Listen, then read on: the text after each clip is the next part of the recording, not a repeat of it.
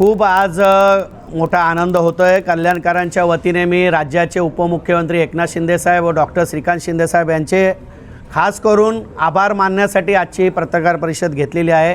2016 पासून आपण सुद्धा या प्रक्रियेमध्ये पाठपुरावा करून आम्हाला साथ दिली, त्याबद्दल आपले सुद्धा मनापासून आभार। कल्याणकरांच्या वतीने मी सर्वच नेत्यांचे आणि ज्यांनी या मेट्रो पाससाठी सहकार्य केले त्या सर्वांचे मनापासून मी आभार मानतो। एवढंच मी यासंबंधी सांगेन।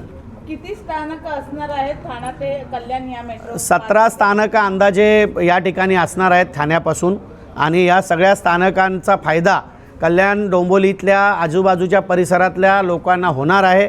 आणि कल्याणसाठी आजचा हा खूप दिवस हा आमच्यासाठी खूप महत्त्वाचा आहे, कारण की 10 वर्षानंतर याचं भूमिपूजन आदरणीय देशाचे पंतप्रधान नरेंद्र मोदी साहेबांनी केलं होतं देवेंद्र फडणवीस साहेबांच्या राज्यामध्ये, आणि त्यावेळेपासून आजपर्यंत हा मार्ग अयोग्य आहे हे मांडण्याचं काम मी सातत्याने केलं, आणि अजून काही मंडळींनी केलं। त्या सर्वांच्या प्रयत्नाला यश म्हणून आज या शहरामध्ये ही खडकपाडा मार्गे ही मेट्रो जाते, आणि त्याचं प्रत्यक्षात आज GR निघालेला आहे 22 तारखेला, आणि 1 महिन्याच्या आत त्याची निविदा प्रक्रिया पूर्ण होणार आहे।